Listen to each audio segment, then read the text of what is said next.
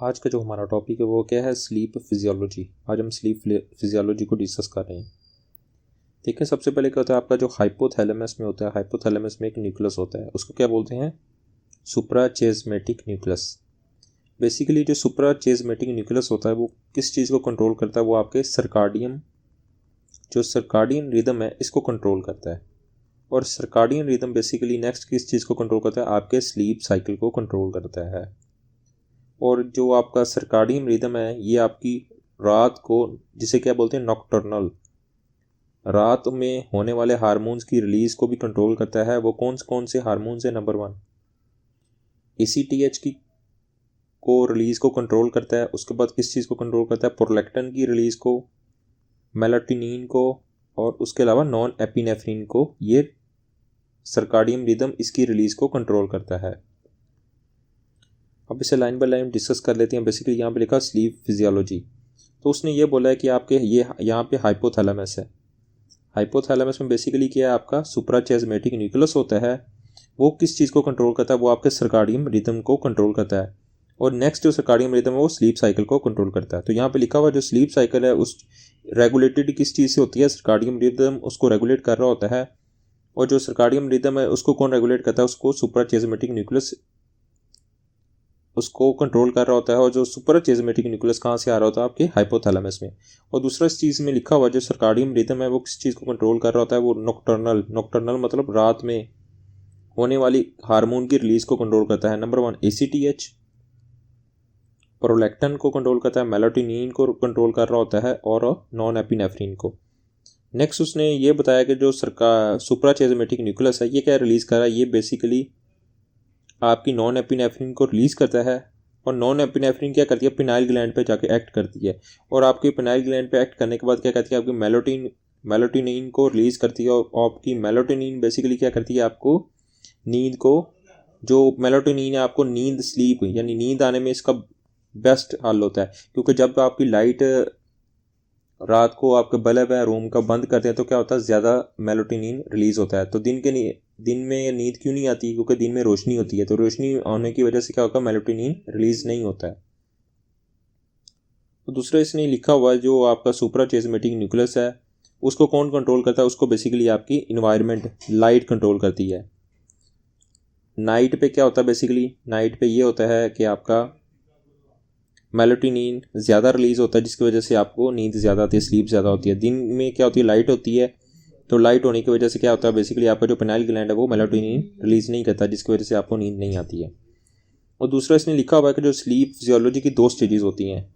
Number 1 REM, जिसे क्या बोलते हैं, रैपिड आई मूवमेंट। ये कितनी परसेंट होती है, ये आपकी रैपिड आई मूवमेंट आपकी होती है 25% होती है नींद की। और जबकि सेकंड जो होती है नॉन रैपिड आई मूवमेंट वो होती है 75%। बेसिकली जो नॉन रैपिड आई मूवमेंट है इसकी 3 स्टेजेस होती हैं, वो हम इसी टॉपिक में डिस्कस करेंगे 3 स्टेजेस को। अब नेक्स्ट उसने यहाँ पे फिजियोलॉजी लिखा हुआ है, इसको मैं आपको बाद में समझाता हूँ, क्योंकि आपको अगर स्लीप साइकिल की क्लासेस पता है, रैपिड आई मूवमेंट और नॉन रैपिड आई मूवमेंट को, तो ये आपको फिर फिजियोलॉजी समझने में इजीली आपको समझ आ जाएगी। देखिए उसने लिखा हुआ स्लीप स्टेजेस को परसेंटेज के हिसाब से डिस्कस कर रहा है। तो पहले उसमें लिखा है कि पेशेंट अवेक है, यानी उसकी आई ओपन है। यानी पेशेंट क्या है, अवेक है, उसकी आई ओपन है। तो क्या होगा, वो अलर्ट होता है और उसका जो मेंटल कंसंट्रेशन लेवल है वो भी एक्टिव होता है। एक बंदा बैठा हुआ चेयर पे क्या होगा, आंखें खुली के साथ क्या अलर्ट होता है, और उसका मेंटल जो कंसंट्रेशन है, ब्रेन भी उसका सही काम कर रहा होता है। और इसी नतीजे में बेसिकली क्या हो रहा होता है, हमें EEG में एक होता है ECG हम किस चीज़ के लिए करवाते हैं, हम हार्ट के लिए करवाते हैं। तो EEG जो हम ब्रेन की वेव फॉर्म्स है उसमें हमें क्या नज़र आएगा, उसमें हमें बीटा वेव नज़र आएगी। जब पेशेंट है अवेक है, उसकी आई ओपन है, तो हमें क्या बीटा वेव नज़र आएगी। और जो बीटा वेव होती है उसकी हाई फ्रिक्वेंसी होती है, लेकिन उसका एम्पलीट्यूड लो होता है। इस चीज़ को समझना है कि एक पेशेंट है, ये MCQ आता है कि एक पेशेंट है, वो सिनेरियो दे देते हैं उसकी आई ओपन है तो कौन सी वेव रिलीज होती है, बीटा वेव्स। एक पेशेंट है वो क्या होगा, वो चेयर पे क्या आई क्लोज कर लेता है तो क्या उसकी EEG में कौन सी वेव्स बनना आना शुरू हो जाती हैं, अल्फा वेव्स। ठीक है, अगर उसकी आईज ओपन है तो बीटा वेव, अगर उसकी आई क्लोज है तो अल्फा वेव्स। अब यहाँ पे बेसिकली 2 उसने स्लीप फिजियोलॉजी की आपको स्टेजेस बताई हुई थी। जो non rapid eye movement sleep है वो 75% होती है, जबकि रैपिड आई मूवमेंट स्लीप कितनी होती है, 25%। अब उसकी फर्दर 3 क्लासेस होती हैं। नंबर 1 जो स्टेज जिसे बोलते हैं N1 बोलते हैं 5% होती है लाइट स्लीप। लाइट स्लीप इसको बेसिकली क्या बोलते हैं, पेशेंट क्या होता है गनूदगी में जैसे होता है, मतलब उसको नींद नहीं आती, गनूदगी में होता है, उसमें क्या बोलते हैं वो non rapid eye movement sleep की स्टेज 1 है, ये 5% होती है। और हमें EEG में कौन सी वेव मिलती है, हमें थीटा वेव्स।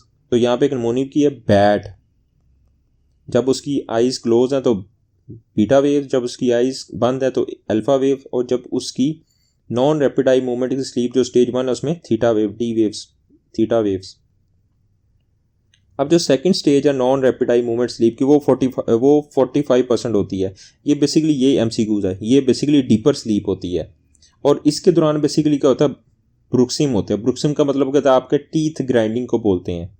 तो पूछते हैं कि ब्रुक्सम जो होता है वो कौन सी स्टेज में होता है, वो N2 स्टेज जो 45% उसमें होता है। और EEG में हमें क्या मिलेगा, EEG में हमें मिलेगा क्या, स्लीप स्पिंडल्स मिलेंगे और K कम्प्लेक्सेस मिलेंगे। जो थर्ड स्टेज है हमारी वो क्या है, वो इंपॉर्टेंट है, ये 25% होती है। ये यहाँ पे ये डीपेस्ट है, ये MCQs है। ये लाइट स्लीप थी, ये डीपर थी, ये डीपेस्ट है non rapid eye movement sleep की। और इसमें बेसिकली स्लो वेव्स स्लीप की हमें मिलती हैं। और यहाँ पे हमें क्या मिलती है, डेल्टा वेव्स मिलती हैं। जो डेल्टा वेव क्या है, इसकी फ्रिक्वेंसी तो लो होती है लेकिन इसका एम्पलीट्यूड ज़्यादा होता है, हाई एम्पलीट्यूड होता है। और देखें D फॉर डेल्टा, तो D फॉर कहाँ पे हमें डीपेस्ट स्लीप स्टेज में मिलेगी। और डीपेस्ट स्लीप स्टेज क्या होती है, नॉन रैपिड आई मूवमेंट की स्टेज 3 जिसे N3 बोलते हैं वो है।